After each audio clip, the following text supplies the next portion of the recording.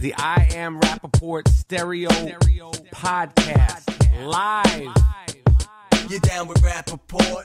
Yes, I am. Down with Rapaport? Yes, I am. Down with Rapaport? Yes, I am. Down with Rapaport? Yes, I am. You better tune in, IamRapaport.com. Cause every single podcast, you know he drops bombs. I seen him on set, a seasoned vet with true talent. Catch him on his way to CrossFit, rocking the New Balance. He asked me to do the track cause he know I rhyme elite. But I'm just waiting for the Robert De Niro line of the week. Breakfast of Champions, hosted bagel, cream cheese, and lox. This is I Am Rapaport, the show never stops. We might catch him out in public, stretching his knees. But if you don't listen to the show, yo, wig up please. Wig up please. This is the I Am Rapaport Podcast. All right, Tristan, first of all, I'm a fan. Appreciate that. I like I'm a the way fan you too. play. I appreciate that. I'm a fan. I'm going to keep it 100% because I love the way you play. Yeah. You play hard. You're one of the true blue goons, and I love that you're unselfish. You focus on your job. You focus on your agenda throughout the season. So I truly am a fan. That being said, I'm going to be honest. Personally, I'm a Knicks fan, and you know my redheaded stepchild team is the Golden State Warriors, but I'm gonna keep it real. I am a fan of yours. Okay. I just wanted to say that. All right, so let's. As long as you're keeping it real, we're starting off on the right. Absolutely, yeah. and we're not talking about stats. I'm not doing anything. Yeah. I know you're from Canada. Yeah. From what I've heard, your favorite rapper is Drake. Mm-hmm. Okay. Outside of Canadian rappers. Yeah. And I know it's interchangeable, so I know you don't want to be held to this, but for today, this Tuesday, who are your top 5 alive? No disrespect to the guys who have passed. Who are your other top 5 rappers outside of Canadian rappers? Outside of Canadian rappers. And this is today. It's interchangeable, so I know we're not leaving anybody out. We're saying right now, this morning, your 5 favorites today. Not including Drake. Not including Drake. Okay, so we could put Hove. Hove, okay. Put Hove, Ross. Okay. Gotta go Jeezy. Okay. Really? Really? Yeah, Trap or Die. How forever. old are you? 25. No, 26 now. 26? Yeah. Gotta go Jeezy. 26. All right. That's 3? Drake's not making this list. We're saying outside of Canadian rappers. Wayne. Okay. Wayne. Okay. Because his mixtapes were too much. Even though they were like 26 years ago. That's fine though. All right. That's fine. You gotta pay homage. No doubt, yeah. no doubt. And then you got one more. I'm gonna go 2 Chainz right now. 2 Chainz is your favorite rapper. Yeah, he's one of my favorite rappers. All right. Yeah. I like these choices. These are bold choices. Yeah. All right. Now I am a true blue Keeping Up with the Kardashians fan. You made a cameo the other day. Did you see that? Oh no. Oh no, you had a little cameo. Okay. Did you watch the episode? Because it was very controversial. The girls, and I liked it. Mm-hmm. Kim was like, you know what, Caitlin? The party's over. You were irrelevant. They shut it down. She kept it gangster. Okay. Did you watch the episode? Did you see the episode? I think we had a game that day, right? It was a Sunday. But I mean, after the game, you watched a little game tape. It was a Sunday night. I'm a little good with details. It was Sunday. Did you get to watch the episode? And I'm not trying to trick you into anything. I'm a Housewives fan, and I'm Keeping Up with the Kardashians fan every Sunday night. My wife is going to bug out if I don't bring this up to you. I have it on DVR, so I got to catch. So you did not watch it? I got to work on keeping up with Keeping Up. All right, how are you feeling about the series?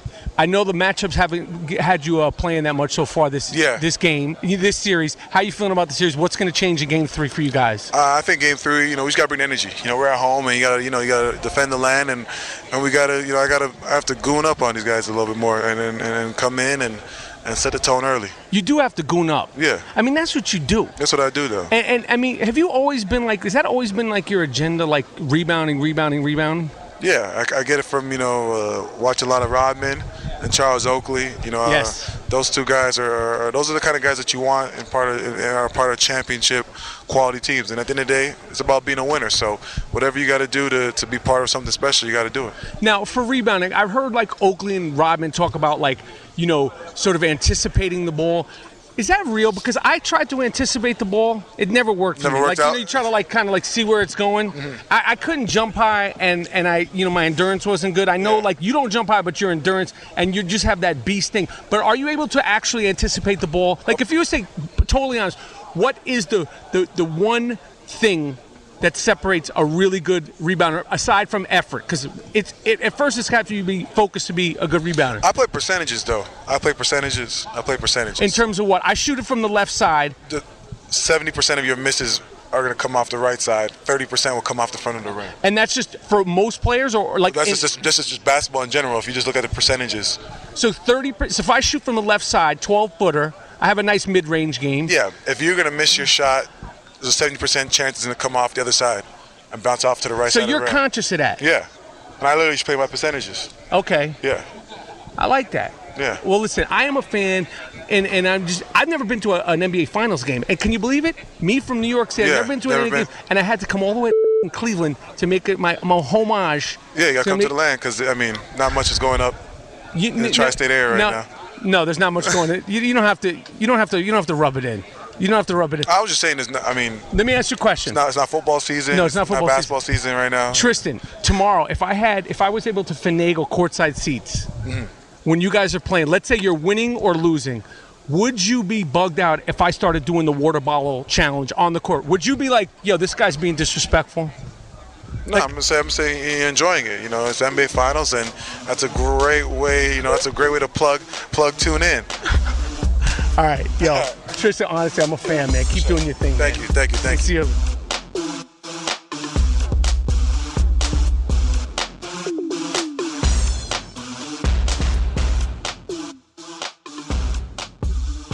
My first question, and I'm asking this with all due respect, all honesty. You went to Creighton. Yeah. Where the hell is Creighton? Omaha, Nebraska. Now, is there a city that's actually named Creighton, or is this like somebody named after somebody that makes milk, or what? It's a Jesuit college, so okay. Creighton was a Jesuit priest. Okay, now this is all. So careful with your next question. No, but I was being totally honest.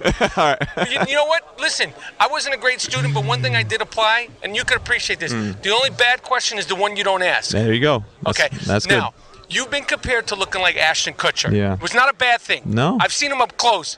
Very good-looking guy. Good guy. Yeah. Yeah. Do you have you ever met him? No. He's from Iowa though. I'm from Iowa too. Well, kind of from Iowa. I lived in Iowa for a long time. We got all these little connections, but we've never actually met. All right. Well, I mean, you still got he's moved on from the haircut. You still have the floppy hair, sort of the Bieber thing. You look fantastic. My only basketball question, because they said 2 minutes. The guy's giving me the evil eye. What's been the biggest surprise? And don't give me the generic stuff, man. Yeah. We're having a real honest conversation here. Honesty. I'm asking good questions, bad questions. I'm throwing them. What's been the biggest surprise about the Cleveland Cavaliers team? Honestly, just give me something good, man. Something good. Come on, Korver. Something good. Give me something good. Okay, first of all, with Cleveland, I was just able to say we like 2 weeks ago because I did not like them for the longest time, right? So I came here and I would say I would say the Cavs. I couldn't say we. I'm with you because I can say we now. It took me a while. But I think the biggest surprise was coming here and just seeing these guys are great guys, and you know, when you're not on the team, you know, you really start to not like. You know, when they beat you every year, you start to really not like them. That's an honest answer. But these are really good guys, and they've taken me in, and it's been fun. I want to see you hitting shots. I'm gonna keep it real. Listen, I'm a New York Knicks fan. Okay, and my redheaded stepchild. Yeah, I know. There's no need to apologize. My redheaded stepchild team is the Golden State Warriors, but I've been a fan of yours your whole career. I want to see you playing good. I want to see you making an impact. Final question. Be honest. You've already had an honest, really good conversation. Yep. Does LeBron get frustrated with the fact that you're not wearing LeBrons, but you are in fact wearing Kyrie's? Like, how does that work? That could seem like that could cause resentment. You know what? I asked for some bronze earlier in the season. They didn't come right away. I had a little foot thing going on. These actually feel really good on my feet. And so it's just a good basketball shoe. But no, so he hasn't said anything to me. He's not like looking at you like, yo. No, listen, he's not. In all honesty, I've been a fan for a long time. Thank you. And I want to see you do your thing. I want to see you stay healthy. I'm glad they got rid of that Dellavedova, okay, because I thought he was a lunatic. I'm sure you're happy to see him go. And I hope you have a good game 3 and knock down some shots. Appreciate you, brother. All right, cool, man.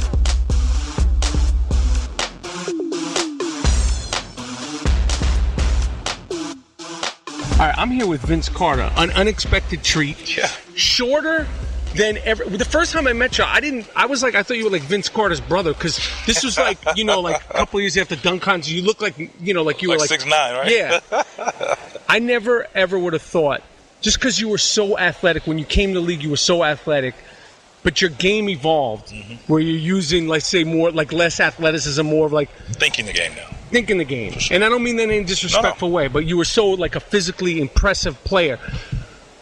Did you ever imagine you'd be playing till 40? Like, in your head, when you had your dream idea of, like, what your career would look like, did you think you would wind up being like one of these guys who were like, holy shit, he's still playing in the NBA, guys? Right. No, I didn't think that would happen. For some reason, I said 15 years was ideal. Let's think of some of the greatest players in the league. They might have played 12 to 14 years. So I'll say if I could play 15 years, that's it. And here I am going into year 20. Can't beat it. 40, next year's your 20th year? My 20th year. That's a blessing, I'll be playing man. in the 41, so that can't complain.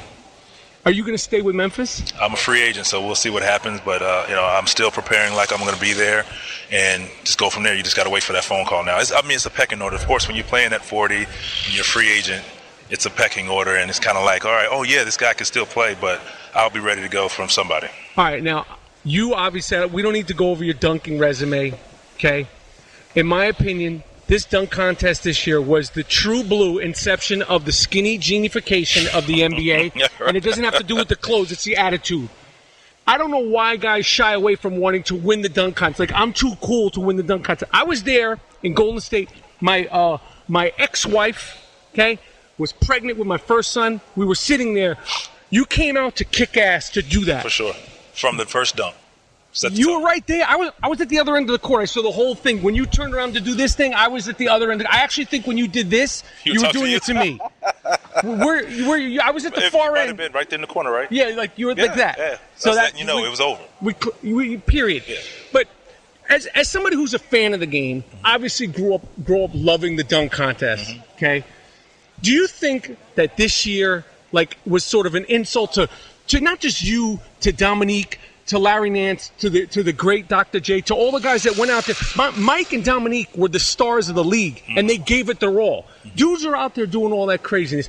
Give me your honest opinion about that. It's something that it means to you. When you saw what this fiasco turned into this year, and you still play, you're a fan, you span generations. Mm-hmm. I would like to see the best dunkers, and not all the time it's the best players, but the best dunkers that come out and put on a show.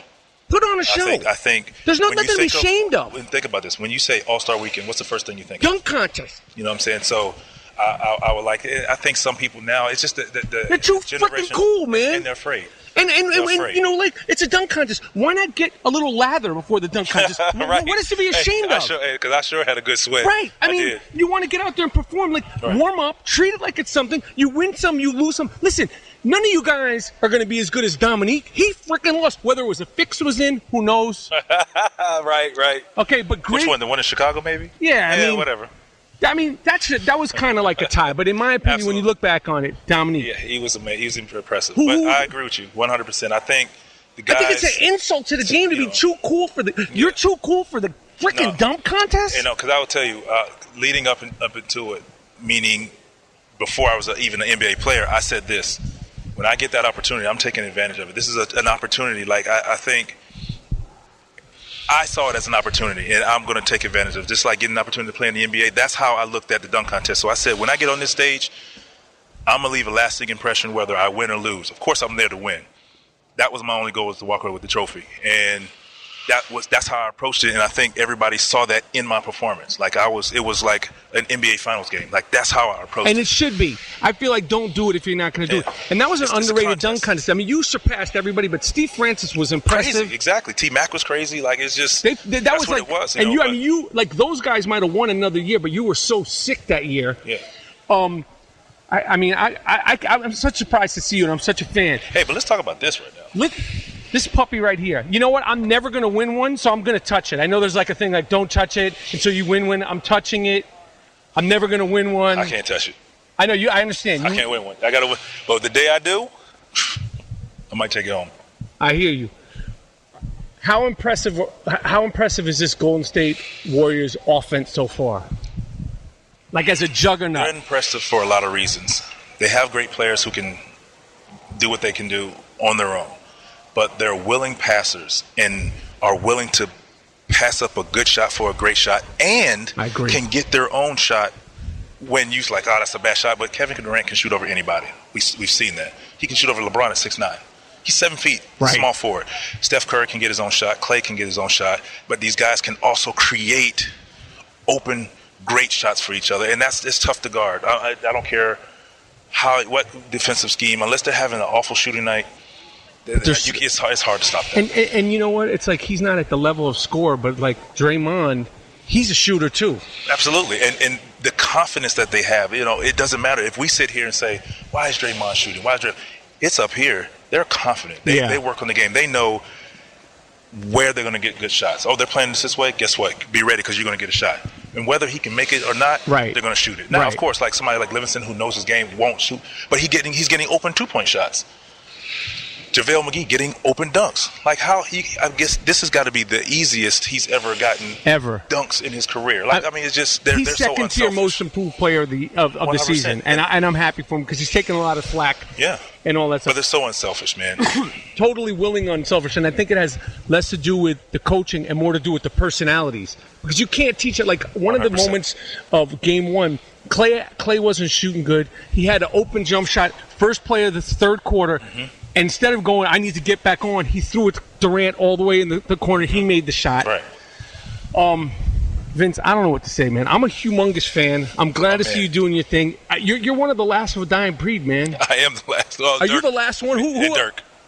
And Dirk. Paul just bowed out this past year, so it's just two of us left. And Jason Terry. I got to give Jason. He's no joke either. Absolutely. And he's a guy who hasn't aged. I don't think he's ever had a cheeseburger. The guy's in fantastic shape. Can't forget Manu. I'm sorry, Manu. You know, we don't know what he's doing yet, and he's still up there. But he's going to come back. It's not very many of us left from that era, 90s. Now, as much as I love Dirk, at one point I felt like he stole my life and stole my dreams, and now I feel like if I was to actually race him in a 40-yard dash, I would have a chance because I'm really slow. You'd blow him out.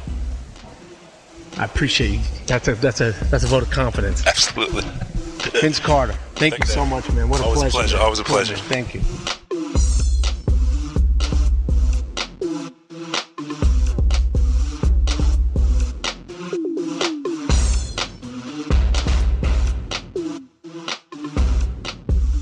All right, first of all, D West, I'm a huge fan. All right, I love your whole disposition.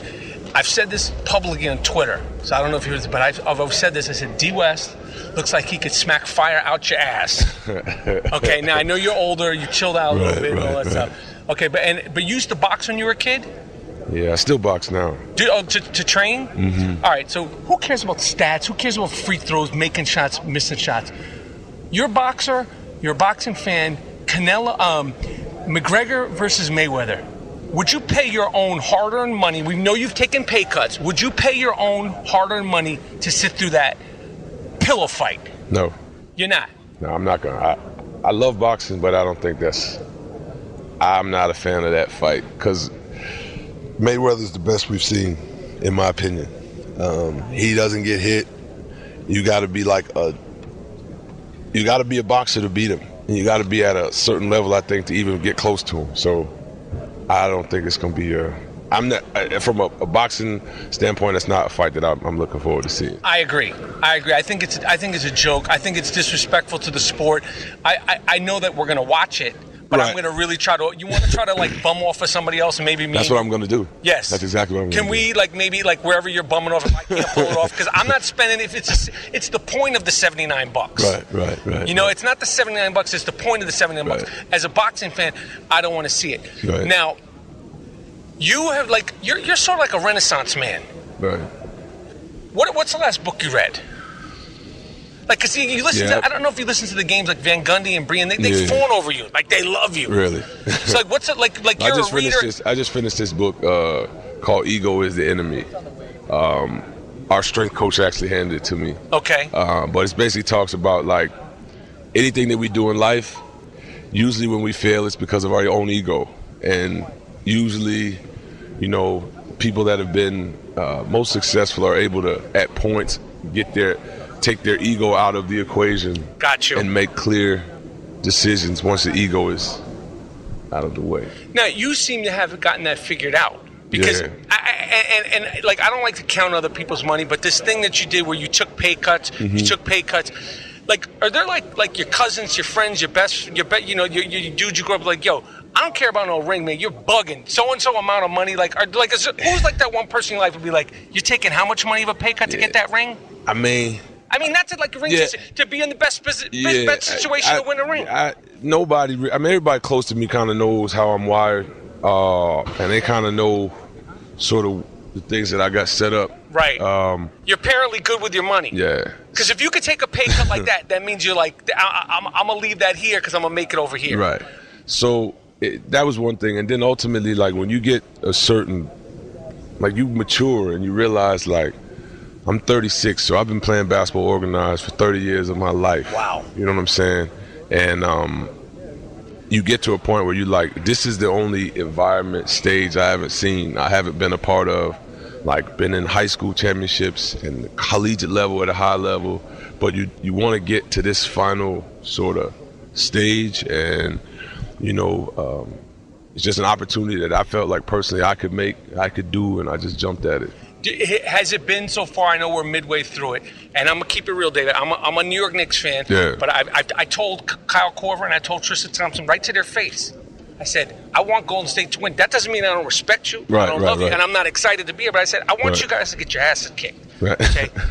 and I'm a Knicks fan. Right. But World Be Free, Chris Mullin, New York. That was my spirit animal. Right. Stripped me of my life, my dreams. He did it. I didn't do it. Right. Run TMC, so I'm a fan. Has this finals being here after all you've done in your career, like the climate of it, the excitement of it, and seeing the Larry O'Brien trophy like over there, has it been everything that you imagined, all the sacrifices that you've made? Yeah, it's been great. And the main thing is just seeing like the environment, the atmosphere, all the people at the games, the energy about the game, and then seeing. When you say people, you mean Rihanna? Nah. When you say people, you mean like, that was. I mean, just people wanting to see. People go to all the games. She doesn't come to all the games. People wanting to see like the two best teams, right? And that's really what's most satisfying. Is, we started the year out. We set a goal for ourselves, and there's been a lot of. It's hard to lead from the front, right. And we've been able to do that and get to this point. Just a little bit more to go in terms of completion. Now, we touched on this about money. Like, if you were saying, like, to a young gun coming into the league, and knock on wood, you really have a good sense of money. I think I have a decent sense of money. If you were to say to a young kid who has a contract, what would be your financial tip? What would be one David West financial tip? The moment you sign that first contract, treat it like you'll never get another one. Don't go nuts.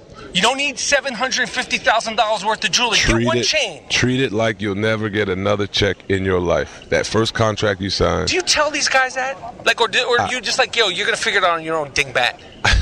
Because my man Vin Baker, I was a fan of Vin Baker. And I'm like, I'm going to go, my friend actually walked into the Starbucks he's working at, and I was like, no, that's not really heavy. He's like, yeah, he's in here. Yeah.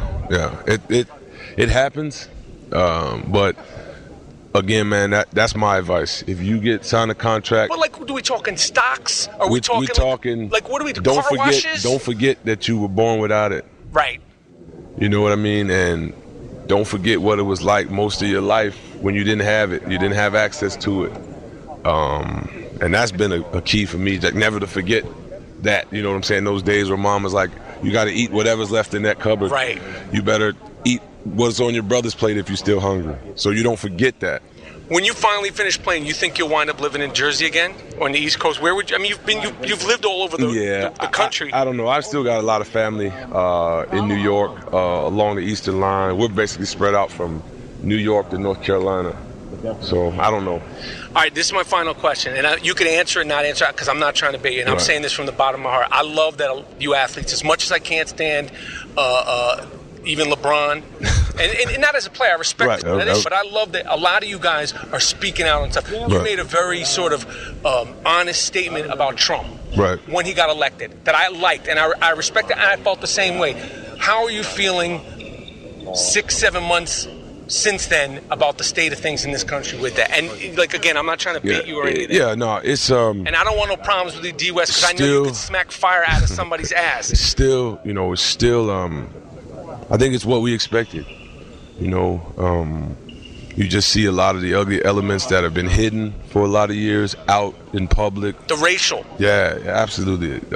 And people feeling emboldened to, hate and discriminate. But time is going to keep moving on. And things are going to keep changing. Now, regardless of how much folks may want to go back and be regressive in their thoughts, ideas, time is going to keep moving forward. But don't you think like that dog whistle that he did, like that sort of subversive talk, like it's like time is going to move forward, but it's like he brought out. You can't live forever. People can't live forever. and ideas die. When people die, ideas die. I hear you. You like hip-hop? Yeah. Okay, I'm going to ask you the obligatory, and don't feel – some people get nervous about answering this. All right. Top 5 today. No, but just for today. No, not rappers of today. Oh, No, yeah, not rappers of today. I know you're from Jersey. I know you're pushing 40. I'm saying today because some people say, like, I don't want his name 5 because I don't want to leave anybody out. But so just today, it could change because, like I'm saying, if you ask me today, I would say Hove, Nas. You might have the same. I would say, it would change. Yeah. Okay, so if you say you're 5 today. So it's Big. Okay. Hove. Yes. Pac. Yes. And yes. Nas. Eminem, huh? And Nas, yeah, man. But see, the thing about Eminem, lyrically he's sick, and I don't want any Eminem. I don't want to get name checked and anything. But to me, like the music kind of like it's not like that boom bap like the 4 other dudes. Yeah, it's not. The skill set, but that's what makes him unique, and that's why he's sick. Up. And then when he's with those other guys, when he's been featured with those guys, he's up. He's there. So I throw M is in the top 5 for sure. No doubt. No doubt. I'm very careful to give him his respect. I'm just saying, like, as far as the songs, the production, no disrespect to Dr. Dre. It's like I'm going down a rabbit hole here. All right, that's a fair 5. Yeah. And I'm with you. If I said 5 of today, you give 1 or 2, nothing. I got nothing for you. Yeah. All right, well, listen, I truly am a big fan. Bro. I respect how you, like, handle your career. And just like that, you're sort of an outside thinker. And absolutely. It's a pleasure to meet you. For sure, man. You too, man. David West. All right, for sure. Cool, man. That was dope.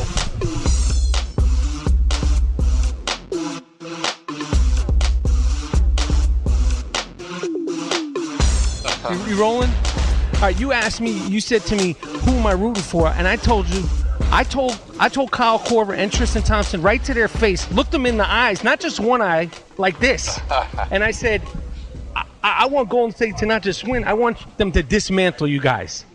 Okay. I mean, I had to put you on the spot and ask because I wanted to find out just, where your loyalty lies or your allegiance lies. No, my allegiance lies with you. Like, I'm a New York Knicks fan. Right. Okay? Right. So you can have... Ain't no getting around that. No getting around that. No getting around okay, that. But my Knicks redheaded... fans are loyal. Yes, and my redheaded stepchild team is the Golden State Warriors since the World Be Free days. Okay. Okay, I don't even know if you were born then. I remember World Be Free, Fro, with the chains. Yeah. No, remember, he would have lit you up. Yeah. Okay, the World would have lit you. Yeah. But I'm a big fan of yours. Thank you. I don't, needless to say, so happy to see you out here playing. Thank you. So happy to see you healthy. I mean, where are you at, man? 2-zip. We all know what happened last year. Yes. I didn't even think I was going to get to talk to you. I'm such a fan of yours. And by the way, I said this the other day on Twitter.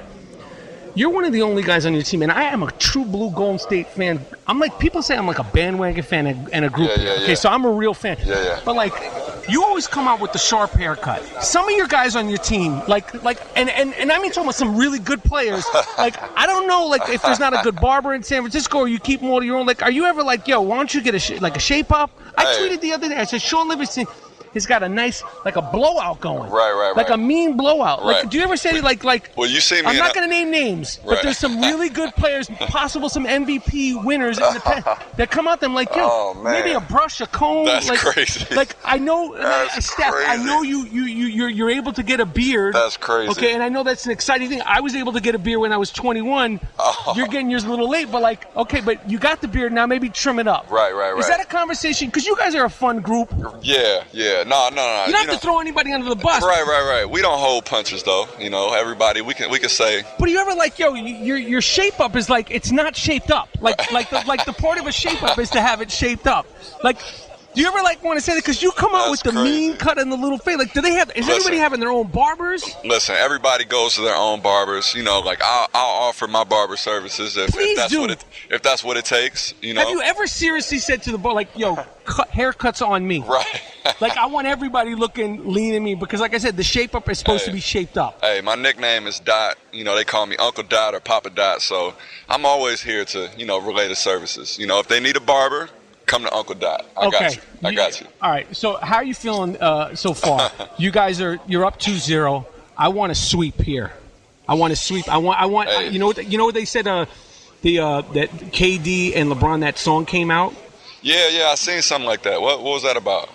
Who cares? It was trash. But I heard there's a new song that Clay, Draymond, and Steph came out with today a posse cut, and it's called "Watch the Dethronement." Yo, watch out, bro. Watch out. That's her. Did you hear this new single? Watch out. It's Steph, Draymond, and Katie, and that's the name of the single. Watch the Dethronement. It's posse cut like the Scenario and like old school posse cut. Have you ever heard it yet? I got to hear that. You got that? You got that for me? I got that fire. What's that? Where can I find that? You can find it on Twitter. It's all over Twitter. Watch the Dethronement. Okay. But I mean, how are you feeling about the series? Man, it feels, we're in the driver's seat right now, but obviously last year what happened, we got to stay locked in. So that's where we're at right now. We're locked in. How big of a deal was it to have Coach Kerr back the other night? Man, it was great. Health issues is no joke, man. Right. And what he was dealing with, that was serious stuff. So we're all happy to have him. He's our leader, and it just feels good to hear his voice back out there again. What do you expect from Cleveland? They need to make adjustments. They're getting their asses bust. See, you thought I was coming with it today. I'm telling you straight up and down. That's that New York. Bust, and I'm happy about it. I'm happy about it. What do you think they're going to do different? Hopefully, for their sake, they'll make a couple of shots, keep this thing competitive. I got a broom I'm bringing to Game 3, okay? Because I'm going to start sweeping this place up before the fourth. But what do you think they are going to actually do different as a team? They're going to come out and ride the crowd. Home court advantage is big for them. Is it big? It's big for them. And, Cleveland, they get behind the team. They passionate here. That's one way to put it. They passionate. Some might say a little disrespectful. But really, yeah, man. I mean, they rowdy. Do they talk, or is it loud? Yeah, they talk. Maybe it's the East Coast kind of thing, or I don't know. They're not really East Coast. We didn't associate with New York. This ain't the East Coast. This is like somewhere in the middle of nowhere. Yeah, they get to talking crazy out here, but they do, huh? But it's fun as a player because going against that hostility is fun. Now you played for a few different teams for a while. What season are you in now? Man, this is 13. Besides Cleveland, I didn't realize that. I thought their fans were loud. I didn't know they try to talk out of pocket. Yeah. What other arena is sort of the most ruckus arena? Oh, the Garden. The Garden, for sure. We have the nerve. I don't even know my fans have the nerve to talk. I didn't even, because we go there. We're humble just to be like, well, I'm like. There's actually professional basketball being played here? No, it's a balance. It's a balance. They respect the game, but they also, it's all Knicks. If you're not with the Knicks, then they not with you. All right, cool. That's how it goes. Listen, I can't tell you how happy I am to see you healthy. I'm a fan for a long time, and I really want to see you guys win this thing. I appreciate it, my G. Appreciate it. Yes, sir.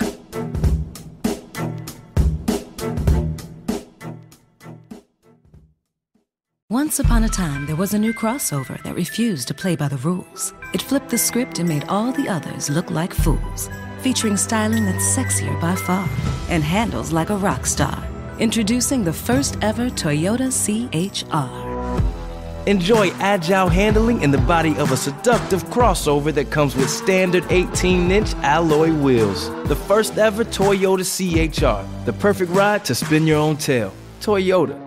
Let's go places.